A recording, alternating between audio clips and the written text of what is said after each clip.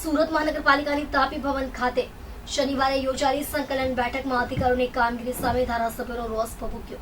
ગેરકાયદેસર કોમર્શિયલ બાંધકામ સામે કાર્યવાહી ન થતા ધારાસભ્ય કુમાર કાનાણી અધિકારીઓના ગોળ જવાબથી નારાજ થઈ બેઠક છોડીને જવા તૈયાર થઈ ગયા.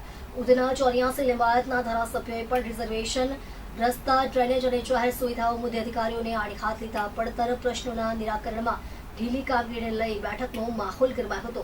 સુરત મહાનગરપાલિકાની મુખ્ય કચેરી તાપી ભવન ખાતે શનિવારે સંકલન બેઠક યોજાઈ. બેઠકમાં સૌથી મોટો મુદ્દો ગેરકાયદેસર બાંધકામનો રહ્યો. વરાછા ધારાસભ્ય કુમાર કાનાણીએ 1 મહિના પહેલા પૂણા, વરાછા સહિતના રહેણાંક વિસ્તારોમાં નિયમોનો ભંગ કરી ઉભા થતા કોમર્શિયલ બાંધકામો સામે કડક કાર્યવાહીની માંગ કરી હતી.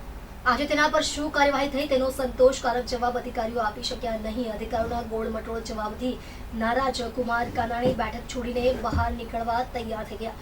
બાદમાં અન્ય અધિકારીઓએ પણ તેમને સમજાવીને રોક્યા. તેમણે નાસીનગરના ડિમોલિશનની ધીમી કામગીરી મુદ્દે પણ સવાલ ઉઠાવ્યા. ઉધના ધારાસભ્ય મનુ પટેલે 1997થી પડતર, કર્મયોગી, ગોપાલનગર, ભીડભંજન અને સાંઈબાબા સોસાયટીના રિઝર્વેશનના મુદ્દે અધિકારીઓને ઘેર્યા. તેમણે કહ્યું કે સોસાયટીઓએ જમીન સોંપી દીધી છતાં રિઝર્વેશન દૂર ન થતા વિકાસ અટક્યો છે. 84ના ધારાસભ્ય સંદીપ દેસાઈએ ચોમાસામાં બિસ્માર રસ્તા, ખાડા, ગાર્ડનની બેદરકારી અને વોર્ડ નંબર 10, 29, 30ની હાલત અંગે સવાલો કર્યા. ધારાસભ્ય અરવિંદ રાણાએ ડ્રેનેજ પાણીની લાઇનનું કામ ઝડપી કરવા અને પમ્પિંગ સ્ટેશન અપગ્રેડ કરવાની માંગ કરી. જ્યારે ધારાસભ્ય વિનુ મોરડિયાએ લક્ષ્મીનારાયણ સોસાયટીના ઇમ્પેક્ટ ફીના મુદ્દે અગાઉ આપેલી સૂચનાની કાર્યવાહી ન થતા અસંતોષ વ્યક્ત કર્યો. એકંદરે બેઠકમાં ધારાસભ્યોએ પડતર પ્રશ્નો નિરાકરણ અને અધિકારીઓની ઢીલી કામગીરી સામે તીવ્ર નારાજગી વ્યક્ત કરી. સુરત મહાનગરપાલિકામાં આજે કમિશનર શ્રી સાથે અમારી ધારાસભ્યોની બેઠક હતી. આ સંકલન બેઠકમાં આજે ઘણા બધા મુદ્દા પર ચર્ચા થઈ.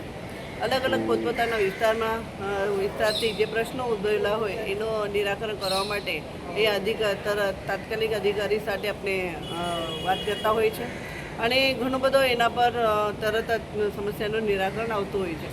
આજે જ્યારે આ વરસાદનું સિઝન છે અને વરસાદના સિઝનમાં આજે જ્યારે સુરત શહેરની વાત કરું તો સુરત શહેરમાં અનેક જગ્યા પર રોડ રસ્તાનું થોડુંક પ્રોબ્લેમ આવ્યો છે, પણ એમાં તાત્કાલિક અસરે એસએમસીના દ્વારા પણ તરત જ એનું નિરાકરણ કરવામાં આવી રહ્યું છે અને જે કંઈ પ્રશ્નો હોય એને ઉદ્ભવેલા પ્રશ્નને નિરાકરણ કેવી ત્વરિત રીતે લાવવું, તાત્કાલિક લાવવું એના માટેનું ચર્ચાનું કેન્દ્ર બની ગયું છે. આજે તમે જોયું હશે કે મારા વિસ્તારના ઘણા બધા પ્રશ્નો હતા, એને મેં રજૂઆત કરી છે અને એનું તાત્કાલિક નિરાકરણ લાવવાના છે અને લાવી દઈશું આવું મને બાંયધરી આપી છે.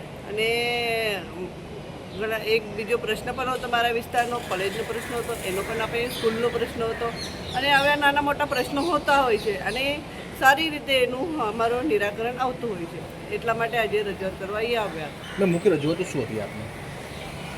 મારો રજૂઆત એવી હતી કે જે કોલેજનો એ મારી મુખ્યત્વે 2 વર્ષથી કે 3 વર્ષથી મેં જ્યારે કોલેજની જગ્યા માટેની માંગણી કરી હતી તો સરકારી કોલેજ છે અને સરકારી કોલેજ બીજા વિસ્તારમાં એટલે સ્કૂલમાં ચાલી રહી છે. એ સ્કૂલમાં ચાલી રહી હોવાથી હવે સ્કૂલવાળાને પણ વર્ગ ઓછા પડતા હોય છે અને એટલા માટે આજે અહીંયાથી જે થોડી ઘણી કાર્યવાહી બાકી છે અને જે કંઈ ક્વેરી આવી છે એ ક્વેરીની પૂર્તતા કરવા માટેને મને કહેવામાં આવ્યું છે અને એ પૂર્તતા પણ તાત્કાલિક અસરે થઈ જશે અને જે જગ્યા પર અમારી આ કોલેજનું નવનિર્માણ થાય એના માટેની મારી રજૂઆત હતી.